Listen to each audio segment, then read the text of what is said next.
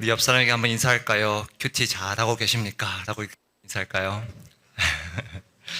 네, 저희 청년부는 이번 사사기를 계기로 좀 큐티 운동을 열심히 벌이고 있습니다. 그래서 11월 말까지 열심히 하면 어마어마한 상품을 주겠다 했는데 여전히 안 할 사람 안 하더라고요.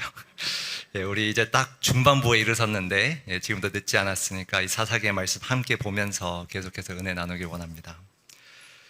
지금까지 이 사사기를 큐티하면서 우리는 리더의 영향력이 얼마나 큰지를 사실 보고 있습니다. 사사시대의 이 이스라엘 백성이 계속해서 악을 행하고 있는 이 와중에 이 악순환이 반복되면 반복될수록 그들은 내리막길을 달리고 있습니다. 타락하고 있어요. 그런데 사실 이들을 이끄는 리더의 모습이 점점 더 악해지고 있음을 우리는 보고 있습니다. 리더들이 내리막길을 달리고 있으니 그들을 따르는 백성들 역시 함께 타락하고 있습니다. 오늘 본문 역시 사사는 아니지만 기드온에 이은 또 다른 리더가 등장합니다. 그리고 하나님은 이 리더를 통해서, 이 리더의 악한 모습을 통해서 하나님이 세우신 리더가 매우 조심해야 할 한 가지를 우리에게 오늘 가르쳐 주고 계십니다. 저는 오늘 이 아베멜렉의 모습을 통해서 하나님의 리더가 조심해야 할 그 한 가지를 함께 나누고자 합니다. 기드온 시대에 40년 동안이나 평온의 때가 찾아왔습니다. 그런데 그가 죽고 난 이후 악순환은 또 한 번 반복됩니다. 8장 33절입니다. 기드온이 이미 죽음에 이스라엘 자손이 돌아서서 바알들을 따라가 음행하였으며 또 바알브릿을 자기들의 신으로 삼고, 하나님께서 미디안 손에서 이스라엘을 구원해 주셨는데 이스라엘 백성은 또 한 번 하나님을 버리고 다른 신을 택합니다. 보통의 악순환이라면 이 악행에 대해서 하나님은 또 한 번 심판하시고 또 그 백성들이 간구할 때 사사를 세워 구원해 주셔야 하는데 오늘의 이야기는 조금 다릅니다. 심판도 없고 사사도 없습니다. 대신 누가 등장하는가? 9장 1절을 보시면 요룹바알의 아들 아비멜렉이 세겜에 가서 그의 어머니와 형제에게 이르러 그들과 그의 외조부의 집에 온 가족에 말하여 이르되, 아비멜렉, 기드온의 첩의 아들이죠. 그가 등장합니다. 그리고 1절을 보니 그가 외갓집으로 가서 하나의 일을 꾸미죠. 2절입니다. 청하노니 너희는 세겜의 모든 사람들의 귀에 말하라. 요룹바알의 아들 70명이 다 너희를 다스림과 한 사람이 너희를 다스림이 어느 것이 너에게 나으냐. 이 한 사람이란 단어에 좀 주목하셨으면 좋겠어요. 나중에 한 번 더 언급하겠습니다. 어떤 일을 꾸미는가? 그가 리더의 자리에 오르기 위해서 찾아가 일을 꾸미고 실제로 왕이 됩니다. 그런데 어떠한 과정을 통해서 그가 왕이 되었는가? 4절, 5절을 보시면 바알브릿 신전에서 은 70개를 내어 그에게 주매 아비멜렉이 그것으로 방탕하고 경박한 사람들을 사서 자기를 따르게 하고 오브라에 있는 그의 아버지의 집으로 가서 요룹바알의 아들 곧 자기 형제 70명을 어디 위에서 죽였다고요? 한 바위에서. 이 단어에도 여러분들이 기억하고 계시면 좋겠습니다. 그는 그의 형제 70명을 죽여서 왕이 되었습니다. 다스리고 싶었던 그 한 사람은 바로 한 바위 위에서 대학살을 저지른 후 왕이 됩니다. 지금까지 모든 사사들은 공통적으로, 모든 리더들은 하나님께서 직접적이든 간접적이든 찾아가 세우셨어요. 그런데 사사기에서 처음으로 스스로 리더의 자리에 오른 사람이 등장합니다. 그리고 이 리더의 뚜렷한 특징이 하나 있어요. 무엇인가? 바로 권력에 눈이 먼 리더였어요. 권력에 눈이 먼 리더. 권력에 얼마나 눈이 멀었으면 그는 이방 신전의 돈으로 사람을 사서 형제 70명을 단번에 죽입니다. 그리고 오늘 이야기 후반부에 가서 우리가 보면 이것도 모자라 그의 권력을 지키기 위해서 그는 또 한 번 대학살을 저지릅니다.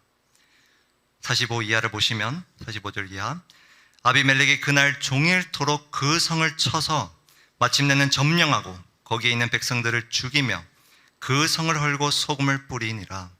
세겜 망대의 모든 사람들이 이를 듣고 엘브릿 신전의 보루로 들어갔더니, 아비멜렉은 자기의 권력에 반하는 자와 싸우면서 이 장면이 등장합니다. 성을 쳐서 백성을 죽이고 그 소식을 들은 사람들이 도망을 갑니다. 신전 밑으로. 그런데 49절로 넘어가 보시면 아비멜렉이 또 한 번 대학살을 저지릅니다.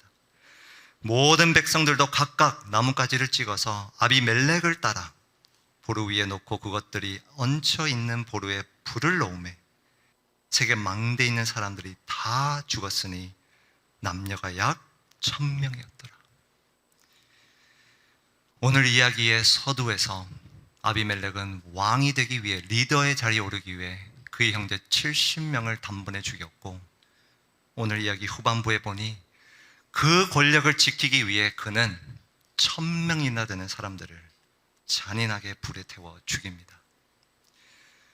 오늘 이 아비멜렉 이야기의 시작과 끝은 잔인함으로 덮여 있습니다. 왜 이러한 장면이 있는가? 왜 이토록 수많은 사람들을 그는 죽였는가? 단 하나의 이유예요. 권력을 위해서.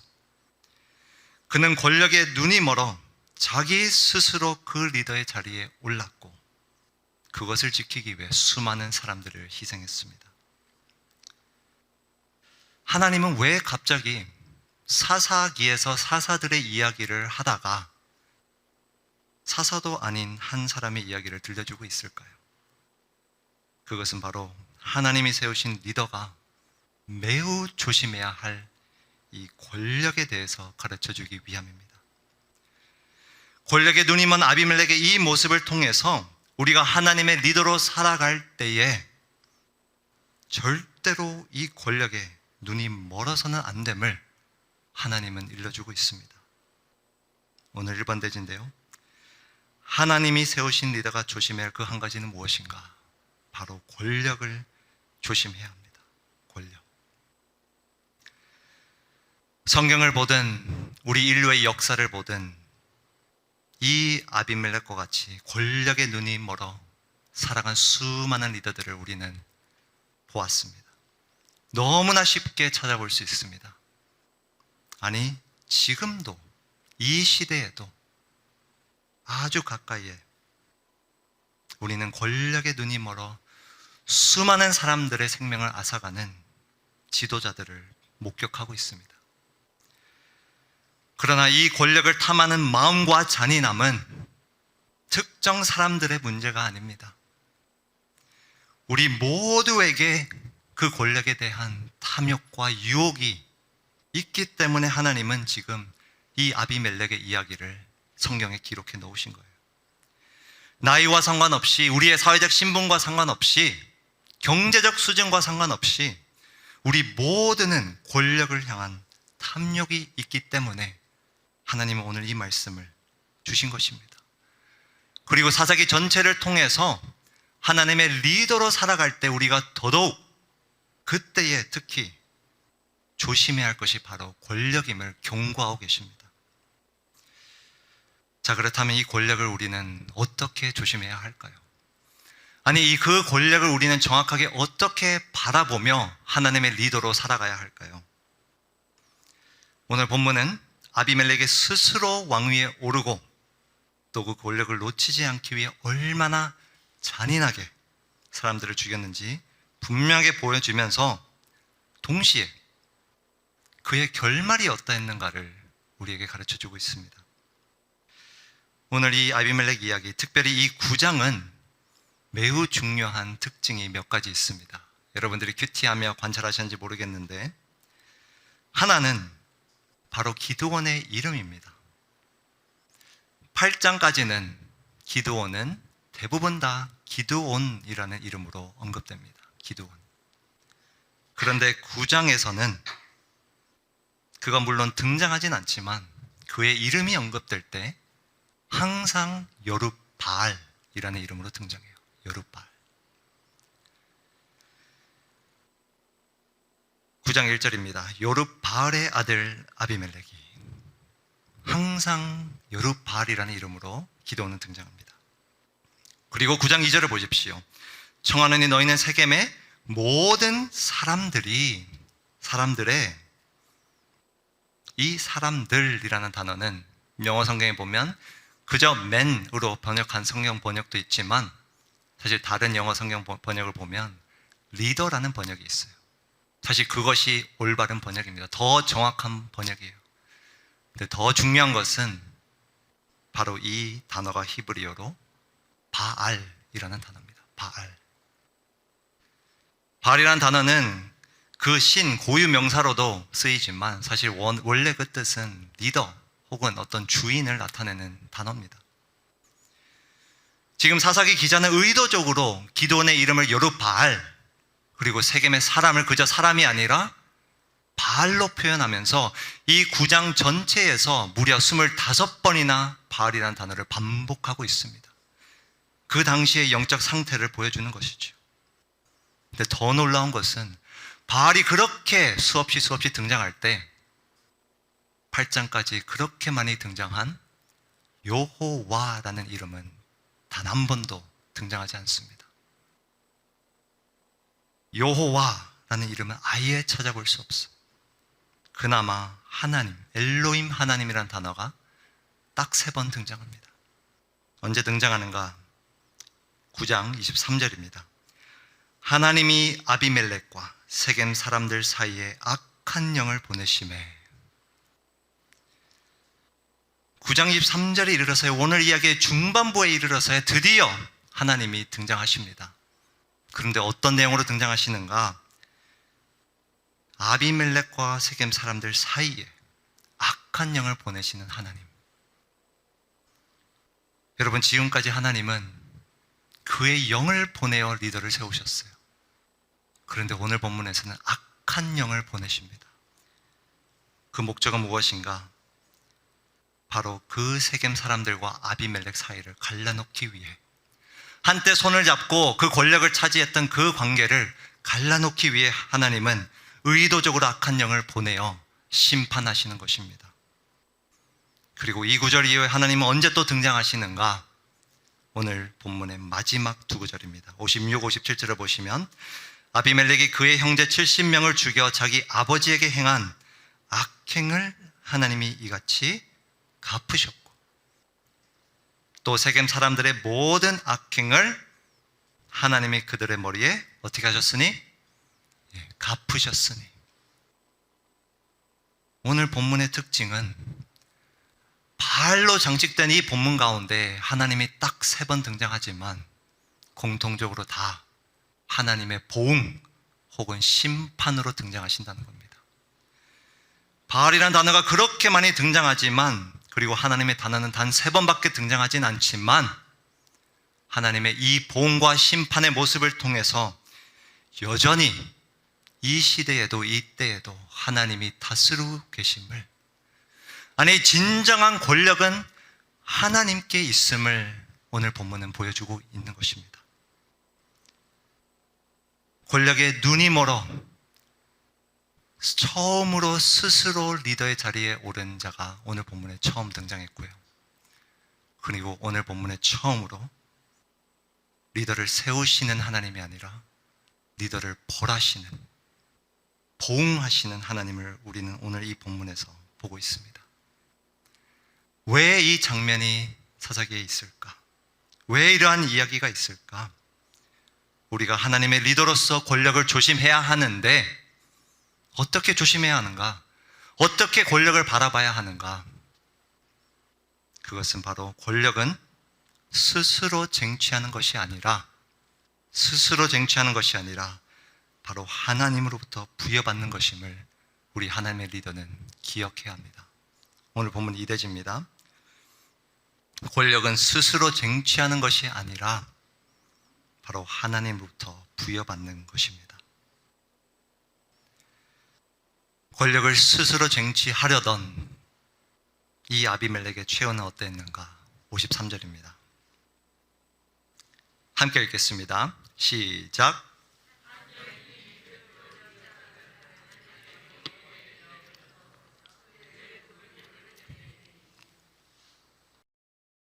권력의 눈이 먼 아비멜렉은 1000명을 불에 태워 죽인 뒤에도 그게 성에 차지 않아서 또 다른 곳에 가서 불살르려고 했습니다. 그 과정 가운데 망대 꼭대기에 올라간 한 여인이 맷돌을 던졌는데 그것이 하필이면 그의 머리에 날아와 그의 두개골을 깨트립니다. 여러분, 당시의 전투에서 여인에게 의해 죽임을 당한 것이 너무 불명예스러웠기 때문에 이 다음 구절을 보시면 그는 무기를 든 청년에게 부탁을 해서 나를 죽여달라 합니다. 그래서 그렇게 비참하게 죽음을 맞이합니다. 여러분, 아까 오늘 이야기의 서두에서 제가 기억해달라는 그 단어 기억하십니까? 권력을 쟁취하려던 한 사람, 그는 그 권력을 갖기 위해서 한 바위에서 형제들을 다 죽입니다. 그런데 그의 결말에 53절에 보니 한 여인에 의해 그는 비참한 결과를 맞이합니다. 히브리어 단어로 보면 이 하나라는 단어가 동일하게 반복되고 있어요. 무엇을 보여주는가? 하나님의 보응이에요. 심판이에요. 권력을 지려했던 그 자에 대한 하나님의 분명한 심판입니다. 그러면서 그 권력은 스스로 쟁취하는 것이 아니라 하나님께 부여받아야 함을 보여주는 것입니다. 그런데 오늘 스토리의 결말을 보면 아비멜렉의 이 비참한 죽음보다 더 안타까운 것이 있습니다. 오늘 본문은 어떻게 끝나나요, 여러분? 9장이 어떻게 끝나죠? 아까 우리가 읽은 56, 57이 사실 끝이에요. 하나님의 보응 혹은 심판으로 그냥 끝나요. 근데 여러분, 우리가 지금까지 살펴본 사사기의 이야기에서 항상 결말에 어떤 이야기가 있었나요? 아무리 약했어도 사사가 구원한 다음에 잠시나마 그 땅에 무엇이 찾아왔다 했죠? 평온이 찾아왔다는 소식이 늘 있었습니다. 그런데 이 아비멜렉 시대에는 그런 표현이 전혀 없어요. 평온이 없습니다. 규칙하며 관찰을 잘한 사람은 이렇게 말할 수 있을 것 같아요. 아니, 목사님, 당연한 것 아닌가요? 외부의 침입이 없었는데 당연한 것 아닌가요? 네, 맞아요. 맞습니다. 오늘 이야기의 또 다른 특징은 외부의 적이 없다라는 거예요. 그런데 스토리를 읽어보면 여전히 이스라엘 백성은 그의 악행을 통해서 심판을 받고 고통스러워합니다. 아니, 어떻게 보면 이전보다 더 고통을 맞이합니다. 왜 그런가? 그 적은 외부에서 온 것이 아니라 바로 권력의 눈이 먼 그 한 사람으로 인해 찾아온 것입니다. 그것이 하나님의 심판이었어요. 여러분, 하나님의 리더가 권력의 눈이 멀 때, 스스로 권력을 쟁취하려 할 때 본인만 비참한 결과를 맞이하는 것이 아니라 그가 이끄는 공동체가 함께 그 고통을 떠안습니다. 오늘날의 모든 공동체를 한번 보십시오. 가정과 교회와 이 사회가, 이 나라가 외부의 적으로 인한 고통보다 바로 오늘 본문에서 보여지는 이 아비멜렉으로 인해 고통을 겪고 있습니다. 권력을 남용하는 부모로 인해 자녀가 고통을 받고, 권력의 눈이 먼 교회의 리더십 때문에 교회가 고통을 받고, 권력을 쟁취하려는 나라의 지도자들 때문에 국민이 고통을 받고 있습니다.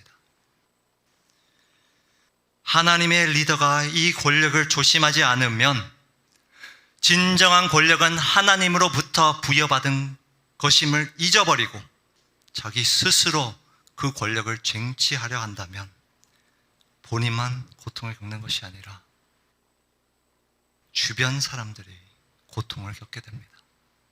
평온이 찾아오지 않습니다. 부모된 여러분, 스스로 권력을 쟁취하려고 자녀들을 누르지 마십시오. 하나님께서 우리를 그 부모의 자리에 세우신 줄 믿습니다. 내 뜻이 아닌 하나님의 뜻 가운데로 이끌어 가야 합니다. 교회에서도 마찬가지입니다. 우리가 목장을 이끌 때, 어떠한 사역을 할 때에도 그 모든 사역의 현장은 우리의 권력을 확장하는 자리가 아닙니다. 하나님의 다스림이 그 가운데 나타나야 하는 줄 믿습니다. 한 영혼을 이끌 때에 내 사람으로 만드는 것이 아니라 그 영혼을 하나님께로 인도하시기 바랍니다. 하나님이 세우신 그 리더의 자리에서 스스로 권력을 쟁취하는 것이 아니라 정말 하나님으로부터 그 권력을 부여받아 그 권력을 신중하게 사용함으로 여러분들을 통해서 우리의 가정과 교회와 사회에 평온이 찾아오길 주님의 이름으로 축복합니다.